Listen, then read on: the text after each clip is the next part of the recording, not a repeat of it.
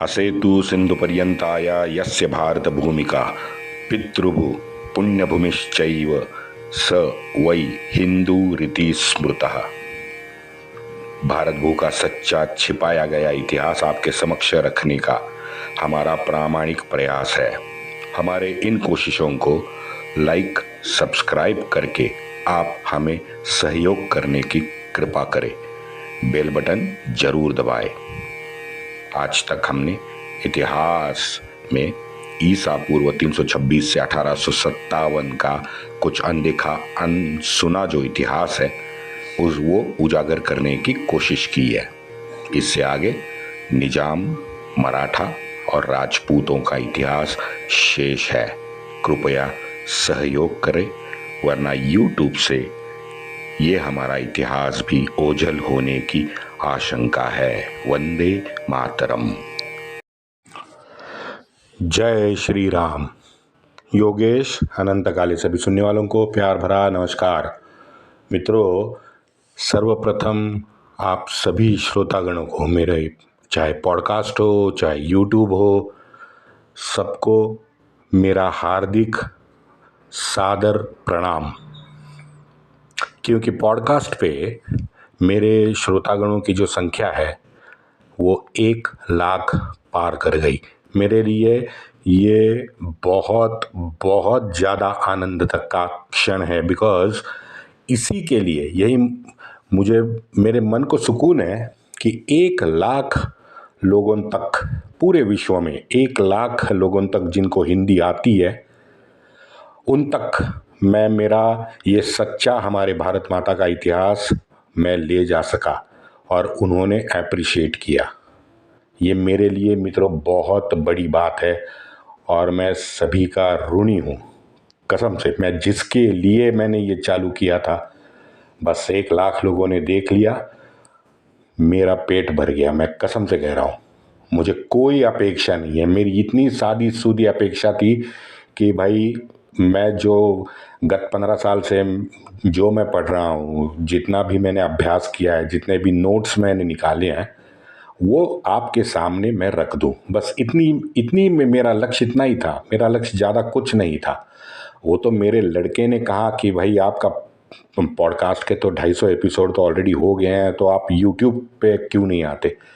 वैसे मैं बता दूं, मैं 2011 से यूट्यूब देख रहा हूँ, लेकिन कभी ये सोचा नहीं था कि अपना चैनल निकालूंगा। खैर, वो बात अलग है। तो मैं शतशः आप सभी को प्रणाम करता हूँ। धन्यवाद।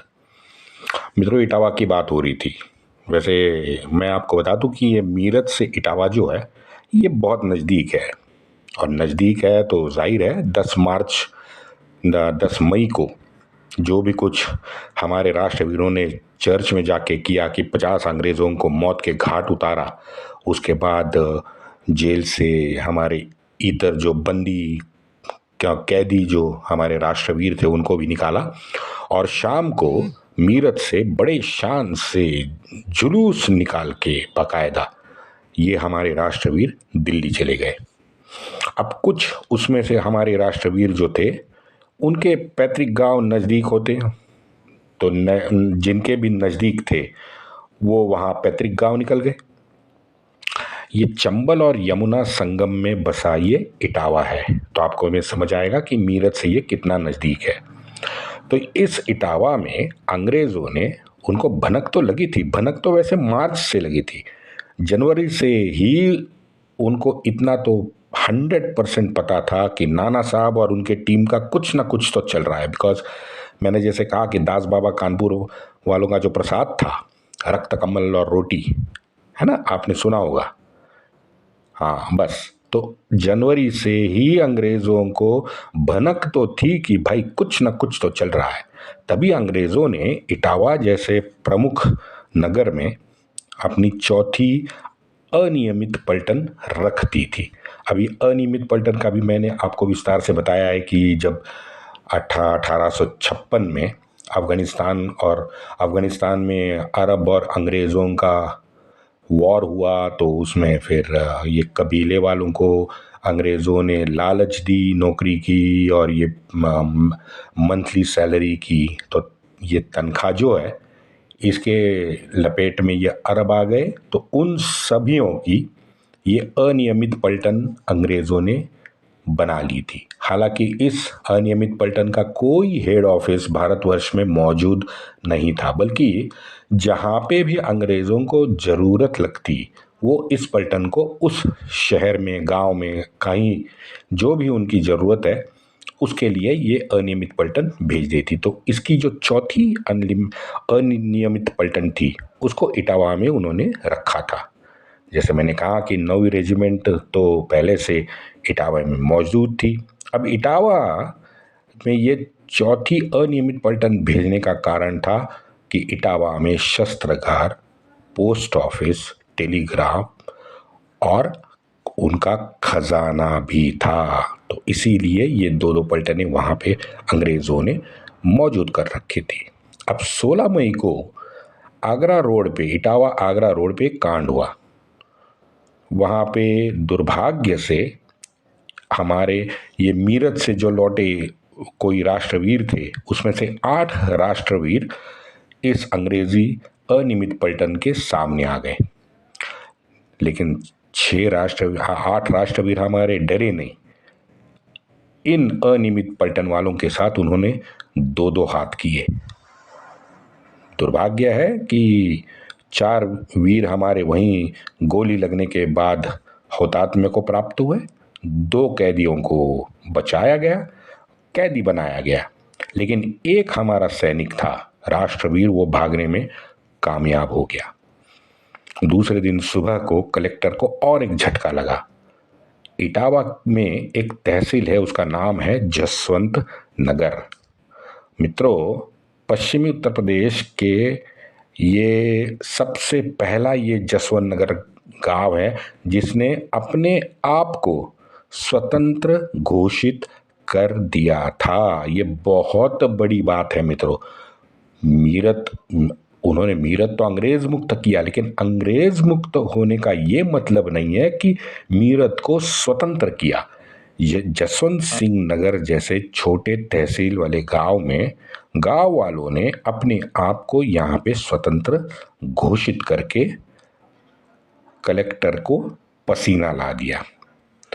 अब इस खबर से हमारा जो ये कलेक्टर है ये घबरा गया और इसने तुरंत सभी जितने भी इटावा में मौजूद यूरोपियन थे उनके परिवार वालों को बारापुर भेजने का निर्णय ले लिया।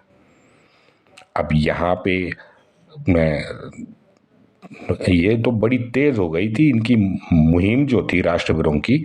वो तो उत्तर प्रदेश में, बंगाल में, पंजाब में, दिल्ली में, ये तो हम सब जानते हैं क्योंकि मई का महीना था, मिड मंथ चालू था।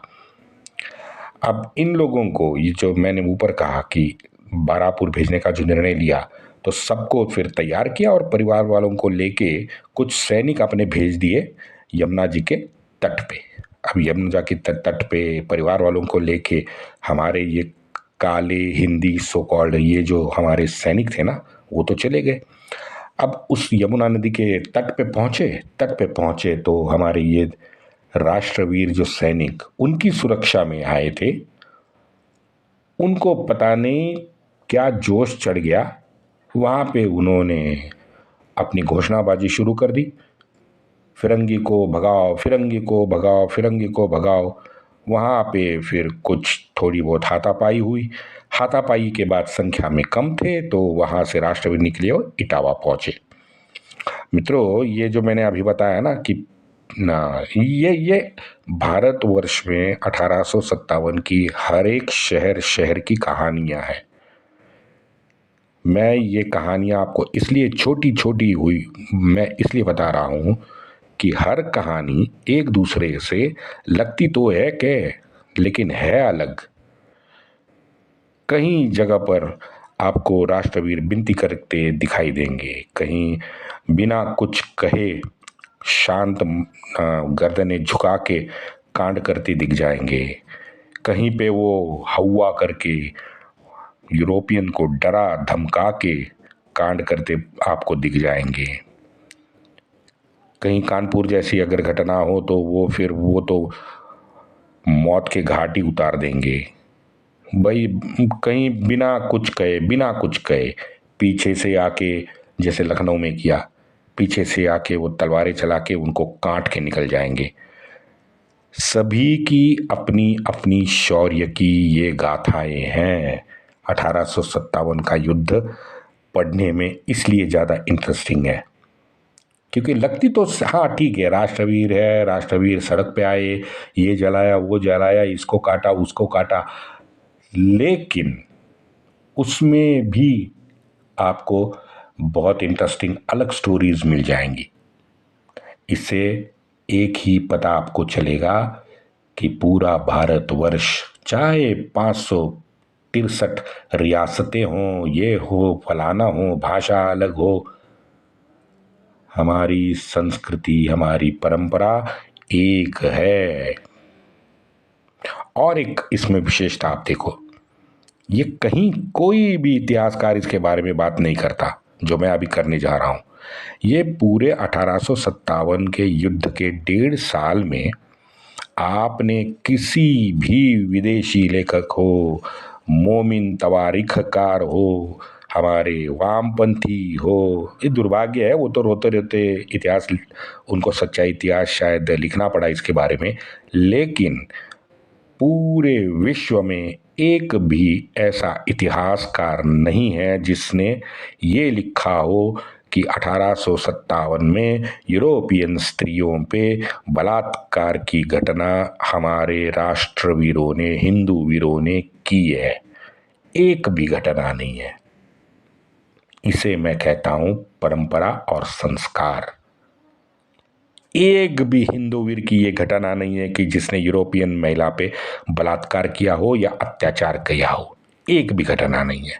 3-4 सिर्फ घटनाएं ऐसी हैं जहां पे डायरेक्ट मारकाट हुई है, लेकिन वो भी अब मेरे जैसा बंदा है तो कनेक्शन जोड़ेगा मोमिनों के साथ, क्योंकि मोमिन हमारे हिंदू राष्ट्रवीरों के साथ थे, इसलिए महिला और बच्चों की वहां पे मारकाट जरूर हुई है। ऐसे 3-4 प्रमुख घटनाएं हैं, मैं मानता हूं, लेकिन मोमिन साथ थे। कुछ तो हरे झंडे, वो तो मैं बाद में आऊंगा जब हम उत्तर प्रदेश के अन्य अयोध्या वगैरह उस इलाके में जब मैं कथन करूंगा ना, तो मैं बताऊंगा कि वहां के झंडे कैसे थे, उनकी घोषणाएं क्या थी, बिल्कुल अलग थी। इटावा लौटते हैं तो ये जो जमुना तट पे हमारे सैनिक गए थे, ये सैनिक अन्य हमारे राष्ट्रवीरों वीरों के साथ जुट गए। सभी ने फिर गोरों के 2 बंगले जला दिए, फौज की जो बराकें थीं वो जला दी। उसके बाद फिर वीरों का, ये हमारे वीरों का मोर्चा पोस्ट एंड टेलीग्राफ ऑफिस के दफ्तर मुड़ा, वो दफ्तर उन्होंने जला डाला। जेल जाकर सभी को मुक्त करने का तो रिवाज इन्होंने बनाया था। जिस भी शहर में जेल थे, उन सभी कैदियों को मुक्त करने का काम तुरंत हमारे राष्ट्रवीरों ने पूरे भारतवर्ष में किया है। अब यहाँ इटावा शहर तो बड़ा था और खजाना वगैरह था, तो शहर की देखभाल सुरक्षा व्यवस्था में पुलिस उन्होंने लगाई थी। वो पुलिस भाई साहब 1 घंटे में गायब हो गई, डर के मारे घर नहीं बैठे। उन्होंने अपने पुलिस का ड्रेस उतार के राष्ट्रवीरों का साथ देने वो भी सड़क पे आए थे। अब बाद में फिर कहानी है, वो तो ग्वालियर का जैसे नाम निर्देश होगा, मैं आपको बताऊंगा कि 24 तारीख को फिर ग्वालियर से अतिरिक्त फौज आई। वो पहले बरापुर गई, फिर उन परिवार वालों को उन्होंने अपने साथ लिया, सुरक्षा में उनको इटावा लौटा दिया। फिर बाद में 27 तारीख को इन्हीं ग्वालियर के फौजों का समथर गांव में ज़बरदस्त संघर्ष हुआ। वहाँ पे इन लोगों ने, अंग्रेज़ों ने बिना दया माया दिखा के किला जला दिया। गांव वालों ने जब शरणागति लेने से इनकार किया तो गांव का जमींदार और 14 गांव वासियों को गांव वालों के सामने ही जिंदा जला दिया। लेकिन एक बात हो गई, इस घटना के समथर गांव के जलाने के घटना के बाद में तुरंत कलेक्टर ने सभी जितने भी इटावा में वो यूरोपियन महिला और बच्चे थे ना, उनको बारापुर के बजाय अब आगरा भेज दिया। और आगरा भी किसके साथ भेजा? यहीं ग्वालियर की अतिरिक्त फौजें। लेकिन वो 27 और 28 तारीख की बात है। और ये भी डर था कि प्रतापनेर के जो हमारे कुंवर जोहर सिंह थे, उन्होंने अपने गांव वालों को साथ लेके जबरदस्त मोर्चा वहां पे खोला था। फिर बाद में कलेक्टर ने 200 गोलंदाज बंदूक के साथ भेजे, और वो तो कहानी में बाद में सुनाऊंगा। तो यहाँ तक तो हम आ गए 27 तारीख तक। लेकिन उसके पहले जब मैंने कहा कि इन गोरों, हमारे राष्ट्रवीरों ने गोरों के 2 बंगले और ये फौज की बराक वगैरह जला दी, तो ये खबर मैनपुरी तक पहुंच गई। जैसे मैंने पहले बताया कि मैनपुर में ऑलरेडी 9वें रेजिमेंट की 8 टुकड़ी मौजूद थी। अब उनको कलेक्टर ने संदेशा भेजा कि भाई मैनपुरी से नज़दीक एक गांव है जिसका नाम है जीवती। इस जीवती गांव में 10 मई मीरत कांड करके भागने वाले राजनाथ सिंह नामक एक काला हिंदी सैनिक गांव में छिप गया है। उसे तुरंत गिरफ्तार करे और इटावा ले आए। 9वीं रेजिमेंट की ये एक टुकड़ी जीवती गई, गांव में छान मारा, राजनाथ सिंह मिल गया। अब इस राजनाथ सिंह को उन्होंने पकड़ा, गांव के बाहर सुरक्षित लाया।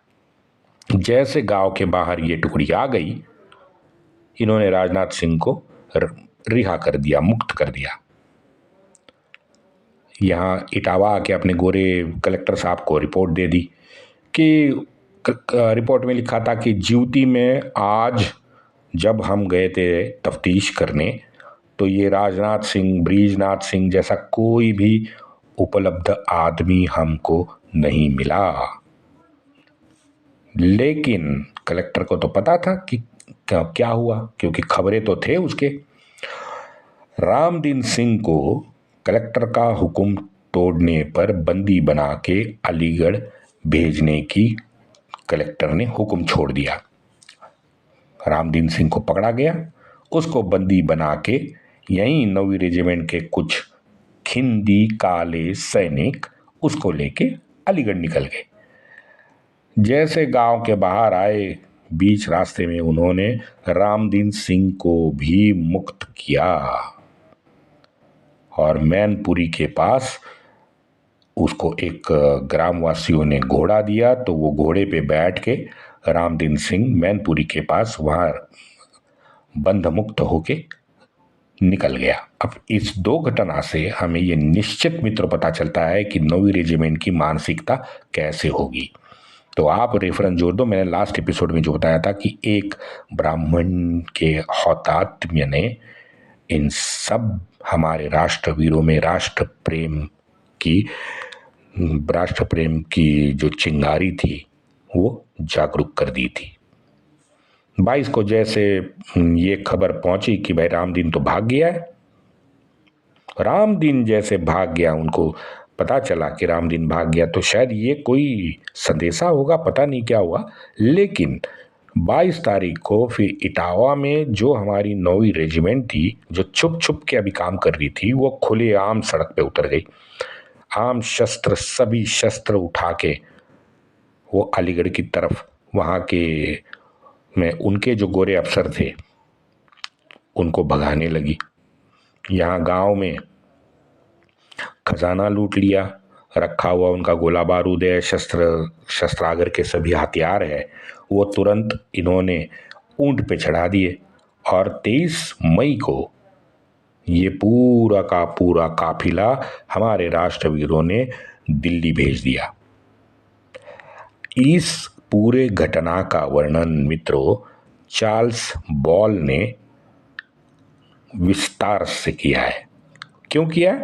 क्योंकि जितने भी जीवनदान मिलके जो गोरे भागे थे अफसर, वो भागने वाले गोरे अफसरों में चार्ल्स बॉल भी मौजूद था। तो आंखों देखी आंखों देखा उन्होंने पूरा वर्णन अपने पुस्तक में किया। और वैसे भी बता दो कि चार्ल्स बॉल्स का ये जो पुस्तक है ये भारत में बड़ा फेमस है। लेकिन हमारे भारत में इन सब छोटी छोटी लेकिन रोमहर्षक घटनाओं को सामने लाने वाले हैं स्वातंत्र्य वीर विनायक दामोदर सावरकर। अगर हमारे सावरकर जी यहाँ पे ये पुस्तक नहीं लिखते 1857 का स्वातंत्र्य समर, तो हमें तो इन छोटी छोटी हमारे राष्ट्रवीरों ने जो कमाल दिखाया, पराक्रम दिखाया, उसका तो हमें पता ही नहीं चलता। तो इसलिए सावरकर जी को सादर प्रणाम। मैंने कल इटावा के और 2-3 कुछ घटनाओं का आपसे ऑलरेडी उल्लेख किया था, और वो कलेक्टर मैं नाम ले रहा हूँ। ये शहर का जो कलेक्टर था ये मुख्य मैजिस्ट्रेट भी था, उसका नाम था Allan Hume. Sorry, I am so sorry, sir Allan Octavian Hume. भाई साहब पॉज लेना पड़ता है। हाँ, अब क्या बताएं, अपमान तो नहीं कर सकता। कुछ याद आया नाम सुनते? यही है वो कांग्रेस पार्टी का प्रणेता, कांग्रेस का पहला अध्यक्ष। इसी ने 1885 के दिसंबर में कांग्रेस की स्थापना की थी। उसका मित्रों पहला भाषण जो है ये हमको क्रोधित करता है। इसका पहला भाषण आप पढ़ो, आपको पता चलेगा कि कितनी गुलाम मानसिकता इन सब हमारे गुलाम हिंदुओं में थी जब कांग्रेस पार्टी का गठन इसने किया। और इसका इतना दंभपूर्ण, अहंकारपूर्ण जो भाषण है उसको आप पढ़ भी नहीं सकते। ऐसे लगता है जूते निकाल के इसके सर पे मारने चाहिए। माफ करो, मैं ज़्यादा इसमें के बारे में मैं ये गाली भी नहीं दे सकता। चलो, तो अभी थोड़ा सा मैं इस सर एलन ऑक्टेवियन ह्यूम के बारे में आपको बताने वाला हूँ।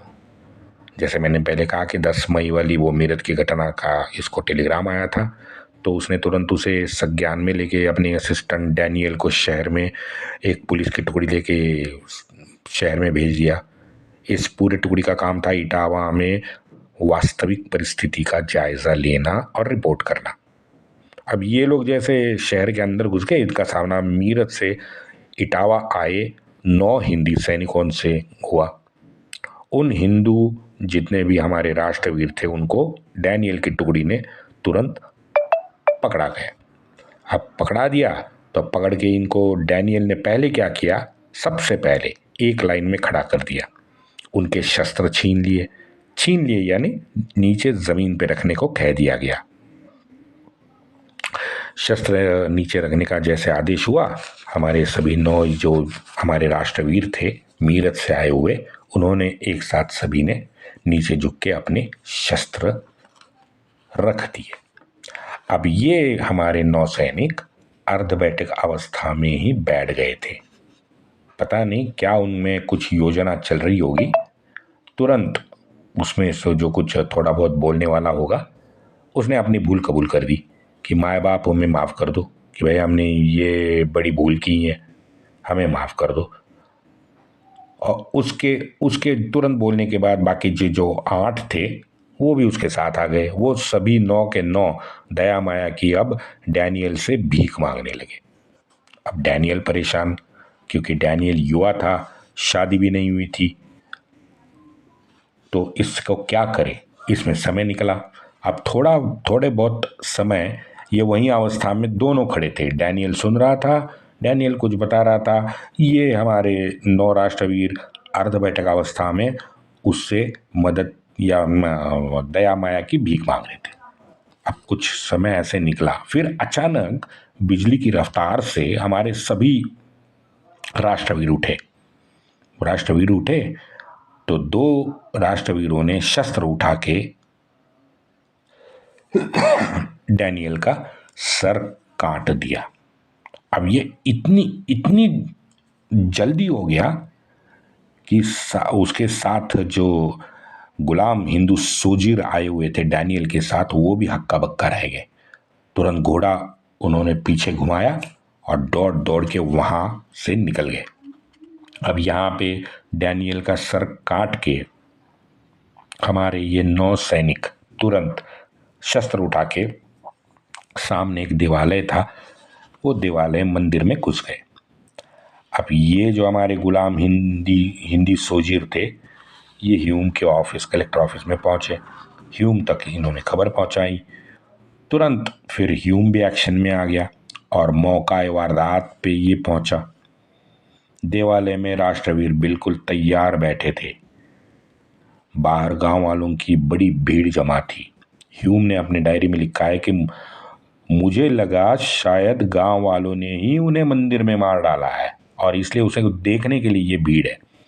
तो थोड़ा सा मैं बग्गी से बिना उतरे थोड़ी पूछताछ जानकारी हासिल की, तो बाद में मुझे पता चला कि गांव वालों ने उन 9 के 9 हमारे राष्ट्रवीरों को न सिर्फ खाना दिया है, बल्कि उनके पानी के जल की भी व्यवस्था उन्होंने की है। मैंने तुरंत जॉन को अपने शहर पुलिस और सोजिर को हमला करने का आदेश दिया। किस पे हमला करने का? मंदिर के अंदर जो 9 हमारे राष्ट्रवीर है उन पे हमला करने का एलन ह्यूम ने आदेश दे दिया। अब पूरी ये पुलिस की जितनी भी टुकड़ी पलटन उसके साथ थी ना, और जॉन भी था। तो जैसा आदेश मिला, जॉन आगे आ गया। जॉन ने पीछे देखा तो मात्र एक गुलाम सोजिर, ये जो पुलिस था, एक हिंदी पुलिस उसके साथ आ गया। हेलेन ह्यूम हक्का बक्का रह गया।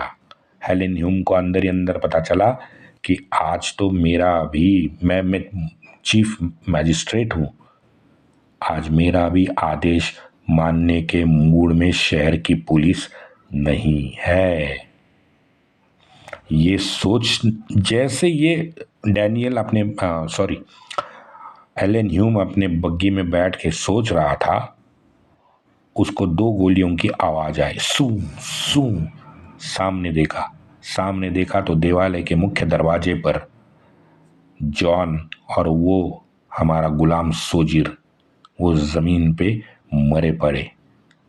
जैसे मरे पड़े उसने देखे हमारे सर एलन ऑक्टेवियन ह्यूम ने अपनी बग्गी तुरंत घुमाई और कलेक्टर ऑफिस को दौड़ा दी। एलन ह्यूम जैसे 2 गोली निकली वहां से भाग गया।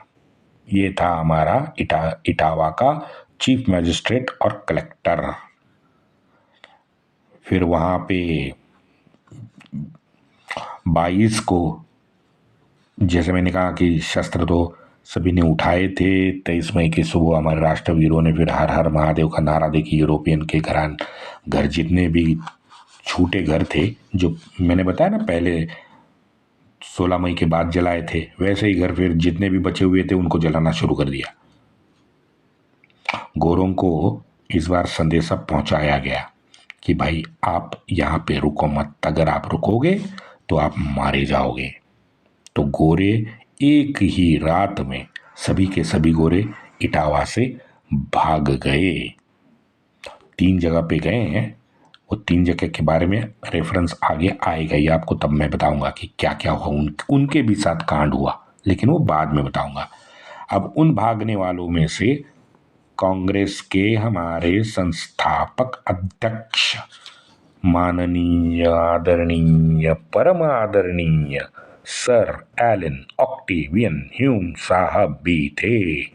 लेकिन जैसे बंगले से निकलते हुए उसने देखा कि सारी राष्ट्रवीरों की फौज मेरे ही बंगले की तरफ आ रही है, तुरंत उन्होंने अबाया मंगवाया और मुसलमान औरत बन के बग्गी में एलन ह्यूम बैठ के भाग गया। ये है इंडियन नेशनल कांग्रेस का संस्थापक अध्यक्ष माननीय आदरणीय Elon Octavian Hume. Vande Mataram.